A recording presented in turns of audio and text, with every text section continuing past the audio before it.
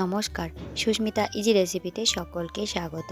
আজকে আমার রেসিপি হচ্ছে একটু অন্যরকমভাবে সহজ পদ্ধতিতে শুক্তো রান্নার পদ্ধতি। তো আপনারা এই রান্নাটা প্রথম থেকে শেষ পর্যন্ত দেখতে থাকুন, আর অবশ্যই কমেন্ট করে জানাবেন যে কেমন হয়েছে আমার এই রান্নাটা। প্রথমে দেখুন, একটা শুকনো কড়াইয়ে আমি কিছুটা নিয়েছি রাঁধুনি মশলা আর কিছুটা নিয়েছি পাঁচফোড়ন। তো সেটা একটু ভালো করে কড়াইয়ে নেড়ে চেড়ে নিলাম। হালকা একটু সেন্ট আসবে তখনই নামিয়ে নেব। তারপর ঠান্ডা হয়ে গেলে এইভাবে আমি শিলনোড়ায় গুঁড়ো করে নিলাম। তবে একেবারে মিহি করলে হবে না, একটু যেন দানা দানা ভাব থাকে সেরকমভাবে আমি গুঁড়ো করে নেব। তো শুক্তো আপনারা কেমনভাবে রান্না করেন আমাকে অবশ্যই কমেন্ট করে জানাবেন। আমি আজকে এই রকমভাবে আপনাদেরকে দেখাচ্ছি। দেখুন, আমার এই মশলাটা গুঁড়ো করা হয়ে গেল। এবার আমি একটা প্লেটে তুলে নেব। তারপরে আমি এখানে অল্প পোস্ত আর কাজু দেব। তো সেটা প্রথমে একটু শুকনো অবস্থায় গুঁড়ো করে নেব, তারপর জল দিয়ে বেটে নেব। তো দেখুন, জল দিয়ে পোস্ত আর কাজুটা আমার বাটা হয়ে গিয়েছে। এবার আমি এটাও বাটিতে তুলে নেব। তো শুক্তো রান্নায় এই পোস্ত আর কাজুটা আমি দিলাম একটু অন্যরকম স্বাদ আনার জন্য।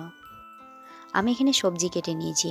আছে করলা, ঝিঙে, পটল, বেগুন আর গাজর। এভাবে লম্বা লম্বা করে আমি কুচি করে নিয়েছি। আর নিয়েছি আলু, আর এখানে টমেটো কুচি করে নিয়েছি। এবার চলুন রান্না করার পালা। প্রথমে আমি এক এক করে সবগুলো ভেজে নেব, মানে সব সবজিগুলো ভেজে নেব। তো প্রথমে আলুটা সেদ্ধ হতে বেশি সময় লাগে, তাই আলুটাকে প্রথমে ভেজে নিচ্ছি। একটু লাল লাল করে ভেজে নেব, তাহলে রান্নাটা খুব তাড়াতাড়ি হয়ে যাবে। তো দেখুন, আমার আলু ভাজা হয়ে গিয়েছে। এবার আলুগুলোকে আমি তুলে নিচ্ছি। তারপর ওই একই তেলের মধ্যে আমি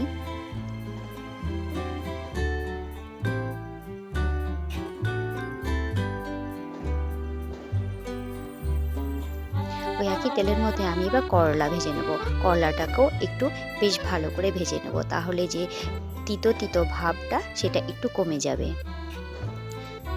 তো যারা শুক্তো খেতে পছন্দ করেন না, তারা এই করলাটা খুব বেশি তেতো হওয়ার কারণে তো এইভাবে আপনারা তেলের মধ্যে ভেজে নেবেন, তাহলে দেখবেন তেতো ভাবটা কমে যাবে।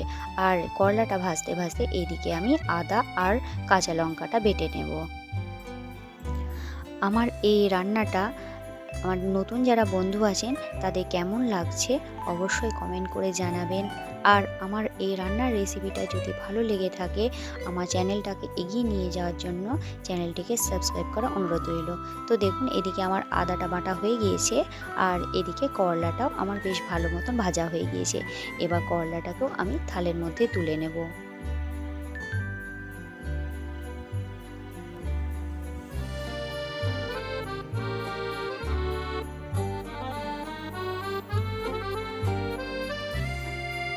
এবার আমি ওই একই তেলের মধ্যে দিয়ে দেব গাজর কুচি। এবার গাজরগুলোকেও বেশ ভালো করে ভেজে নেব। খুব বেশি আঁচ দেবেন না, মিডিয়াম আঁচে ভেজে নেবেন। তো দেখুন, আমার গাজরগুলো ভাজা হয়ে গিয়েছে। এবার গাজরগুলো আমি তুলে নেব থালাতে।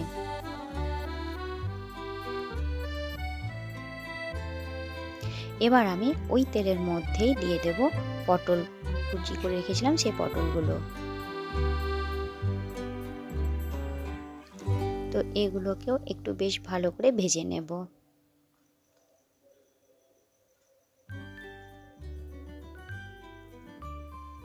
তো দেখুন, পটলগুলো আমার ভাজা হয়ে গিয়েছে। এবার পটলগুলোকেও আমি থালের মধ্যে তুলে নেব। এভাবে এক এক করে যদি সবজি ভাজেন না, তাহলে কিন্তু যে রেসিপিটা হবে, মানে যে রান্নাটা হবে, সেটা কিন্তু স্বাদ দ্বিগুণ বেড়ে যাবে।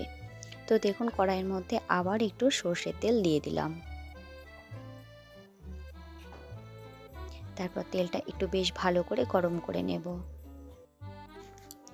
এবার তেলটা গরম হয়ে গেলে এবার আমি দিয়ে দিলাম বেগুন, কেটে রাখা বেগুন।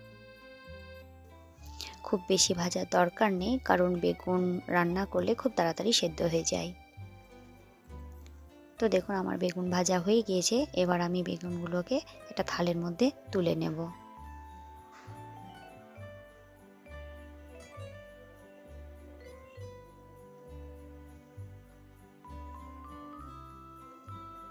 এবার আমি কড়াইয়ের মধ্যে আবার সর্ষের তেল দিয়ে দেবো।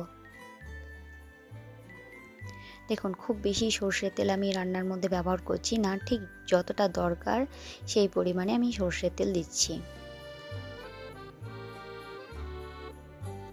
আবারও তেলটা যখন গরম হয়ে যাবে তখন আমি এর মধ্যে দিয়ে দিলাম ঝিঙে, কেটে রাখা ঝিঙে।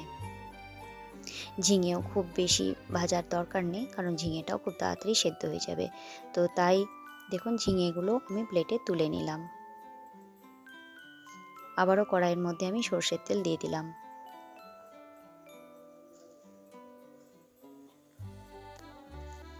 তো তেলটা গরম হয়ে গেলে এর মধ্যে আমি দিয়ে দেব কাঁচা কলা। তো কাঁচা কলা আগেই আমি হলুদ আর লবণ দিয়ে রেখেছিলাম, তো সেটা আগে বলতে ভুলে গিয়েছিলাম, সবজির মধ্যে আমি কিন্তু কাঁচা কলাও নিয়েছি। আর কাঁচা কলা করলা ছাড়া তো শুক্তো একেবারেই মানায় না। তো কাঁচা কলাটাও আমি একটু নেড়ে চেড়ে ভেজে নেব।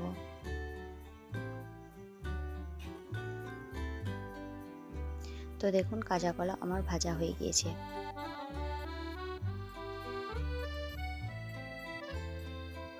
এবার কড়াইয়ের মধ্যে আবারও আমি একটু সর্ষের তেল নিয়েছি, আর তার মধ্যে দিয়ে দিলাম একটা তেজপাতা টুকরো করে, আর দিয়ে দিলাম কেটে রাখা টমেটো কুচি। এবার একটু নেড়ে চেড়ে নেব, আর যে আদা আর কাঁচা লঙ্কা বাটা ছিল সেটা দিয়ে দিলাম। তারপর একটু মশলাটা ভালো করে কষিয়ে নেব।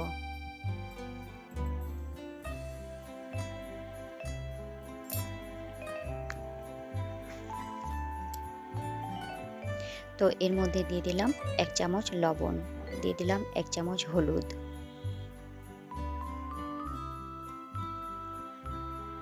এবার ভালো করে মশলাটা কষিয়ে নেব।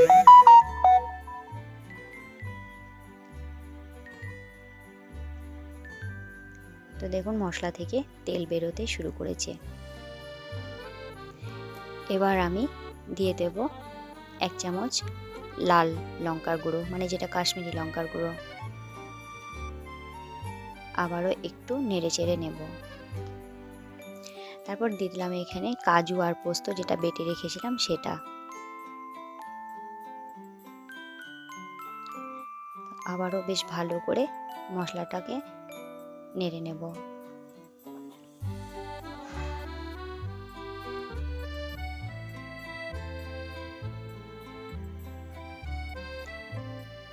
তো দেখুন মশলাটা বেশ ভালো মতন কষানো হয়ে গেছে। এবার আবার একটু জল দিয়ে দিলাম, আর একটু ভালো করে মশলাটা কষিয়ে নেব, কারণ মশলার যত বেশি কষানো হবে তরকারির স্বাদ দ্বিগুণ বাড়বে।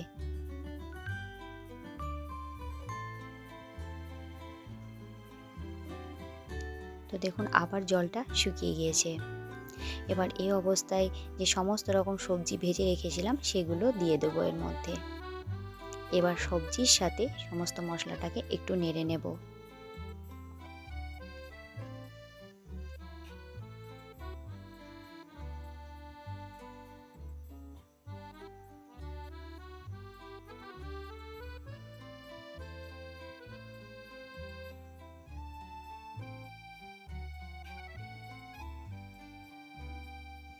তো দেখুন সবজির সাথে মশলাটা বেশ ভালো করে নাড়াচাড়া করে নিলাম। এবার আমি পরিমাণ মতন জল দিলাম, আর এখানে আমি জলটা দিলাম 2 বাটি। তো আবার একটু জলের সাথে মশলাটাকে একটু বেশ ভালো করে নেড়ে চেড়ে দিচ্ছি। তারপর নেড়েচেড়ে দেওয়ার পর আমি একটা ঢাকনা দিয়ে ঢেকে রেখে দিলাম 5 থেকে 7 মিনিট মতন। যেহেতু সমস্ত সবজি বেশ ভালো করে আমার ভাজা আছে, সেহেতু আমার রান্নাটা খুব তাড়াতাড়ি হয়ে যাবে, মানে সমস্ত সবজি বেশ ভালো মতন তাড়াতাড়ি সেদ্ধ হয়ে যাবে। তো দেখুন 5-7 মিনিট পর আমি ঢাকনা খুলে নিয়েছি। তো সবজিগুলো আমার সবটাই সেদ্ধ হয়ে গিয়েছে। তবু আমি দেখাচ্ছি, দেখুন আলু আর এদিকে দিলাম বেগুন, সমস্তটাই বেশ ভালো করে সেদ্ধ হয়ে গিয়েছে। এবার দেখুন গ্রেভিটা আপনাদের উপর নির্ভর করছে ঠিক কতটা রাখবেন। তো আমি এখানে গ্রেভিটা একটু বেশ পছন্দ করি, তো একটু ফুটতে দিলাম। তারপর একটু ফোটার পর সামান্য একটু চিনি দিলাম। তারপর আবার একটু নেড়ে নিচ্ছি।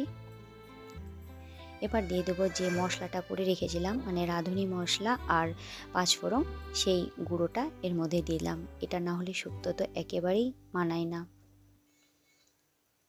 তো মশলাটা দেওয়ার পর আবার একটু নেড়ে চেড়ে দিলাম। এবার শেষে দিয়ে দেবো আমি অল্প একটু, আর তেজপাতাগুলো দেখুন আর দরকার নেই, সেই কারণে তেজপাতাগুলো তুলে নিলাম। দিয়ে দিলাম 1 চামচ মতন ঘি। বাস, এবার একটু নেড়ে চেড়ে নিয়ে আমি গ্যাসের ফ্লেমটা অফ করে দেব। মানে আমার যে গ্রেভিটা আছে সেটা একদম পারফেক্ট গ্রেভি। এবার নাড়াচাড়া করে নিলাম।